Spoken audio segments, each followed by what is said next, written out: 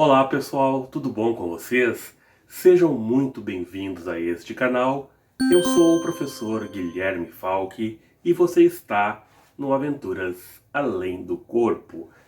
Hoje vamos falar sobre a reencarnação de Anne Frank. Olha que interessante, não é mesmo? Depois da vinheta, vamos bater um papo sobre este assunto.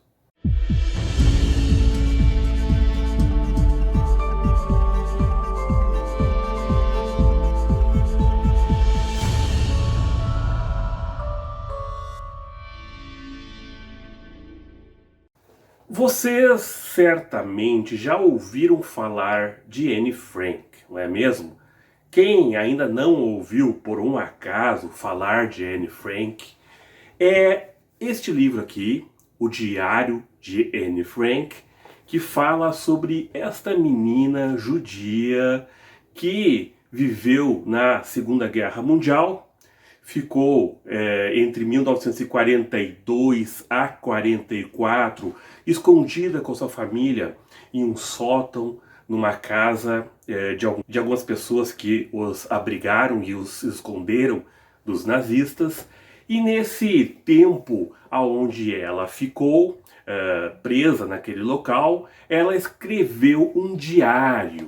Este aqui, o Diário de Anne Frank, um dos livros mais lidos no mundo inteiro, um livro muito interessante, um livro muito importante para a história contemporânea, falando das atrocidades da Segunda Guerra Mundial na visão de uma menina adolescente que ficou escondida por 2 anos até serem encontrados pelos nazistas e então levados para um campo de concentração. Anne Frank passou então pelo campo de Auschwitz, depois mudou para outro campo e, infelizmente, veio a falecer nessa época nos campos de concentração. É uma história bastante triste, mas verídica, e uma história que a gente não pode esquecer nunca.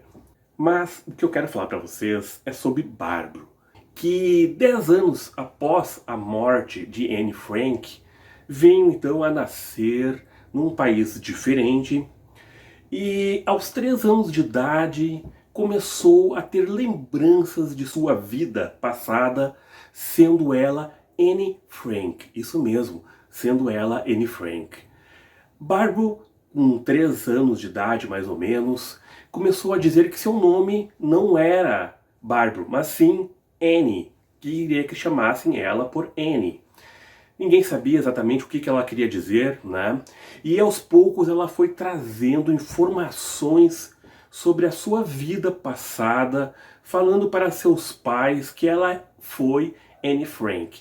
O interessante é que 10 anos após, o diário de Anne Frank ainda não havia sido publicado neste local onde ela vivia, não se tinha conhecimento sobre o diário de Anne Frank, não se falava sobre isso, não se tinha as informações. Contudo, Barbro começou a contar, a narrar fatos sobre a sua vida passada. Obviamente que as memórias de vidas passadas de Barbro preocuparam seus pais, que acabaram levando ela, inclusive, a um psiquiatra para uma avaliação sobre essas questões. Barbro, inteligentemente, se absteve a falar em suas vidas passadas, conversando normalmente com o psiquiatra, que diagnosticou que ela não tinha problema nenhum e que isso não passava, então, de criações de uma criança muito imaginativa. Contudo, Barbro foi crescendo e ainda assim ia trazendo lembranças de suas vidas passadas. Fobias se manifestavam para ela, como, por exemplo, ela não gostava de tomar banho em chuveiros, somente em banheira. Por quê? Porque os chuveiros na Segunda Guerra Mundial, eles eram utilizados para soltar um gás que matava as pessoas nas câmaras de gás, né? Então, os nazistas mentiam para as pessoas que elas iriam tomar um banho e abriam as torneiras soltando um gás que em poucos minutos sufocava as pessoas. Por esse motivo, Barbro tinha medo de chuveiros. Barbro também tinha fobia quando enxergava homens de uniforme. ela tinha muito medo de homens de uniforme porque se lembrava dos homens de uniforme que a haviam perseguido e levado a campos de concentração. Além disso, Barbro, ela tinha ojeriza a feijões, porque durante o seu tempo como Anne Frank, ela comeu muito feijão somente, e nessa vida ela tinha então pavor de feijão.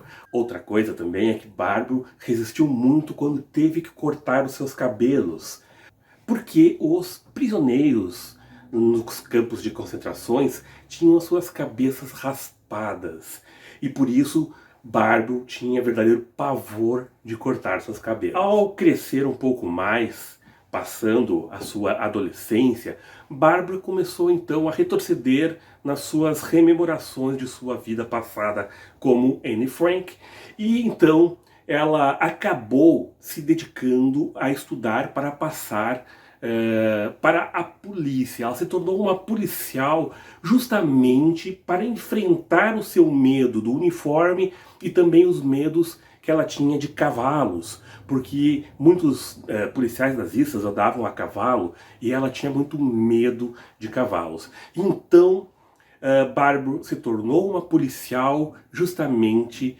trabalhando na cavalaria da polícia, né? Então ela procurou enfrentar esses seus medos. Foi nesse tempo que as reminiscências, as lembranças de Barbro quanto à sua vida como Anne Frank pararam.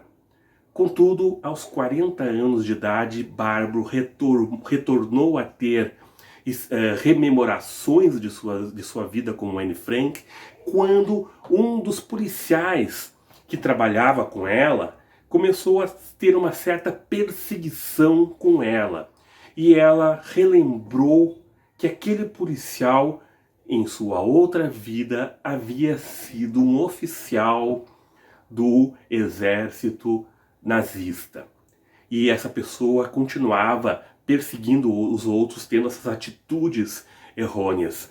E Barbro, então, decidiu que ela não seria mais perseguida por ninguém, não seria mais atacada por ninguém. Barbro, então, começou a se dedicar a revelar as suas experiências, os seus conhecimentos referente a Anne Frank. Barbro escreveu livros falando sobre essas reminiscências. As lembranças de Barbro são realmente muito interessantes. Na sua adolescência, por exemplo, Barbro foi com seus pais, de tanto falar, né, em Anne Frank, Barbro foi levada com seus pais até a cidade onde Anne Frank morava.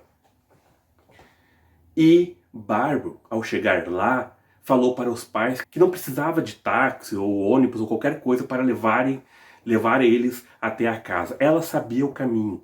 E ela, de memória, levou eles até a casa sem nunca ter estado lá nesta vida.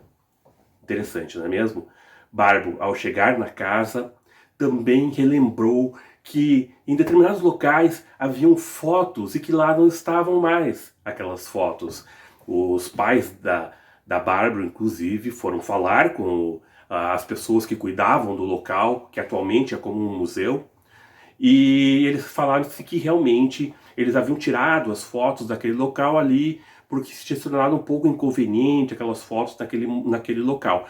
Então, eles retiraram as fotos dali. Barbro lembrava de um fato que ficou comprovado que era uma lembrança de uma vida passada. Não teria como ela saber aquilo, não teria como ela chegar na casa de memória, sendo que ela nunca tinha estado lá. Lembrando que naquela época não existiam GPS, né? Que nem hoje em dia.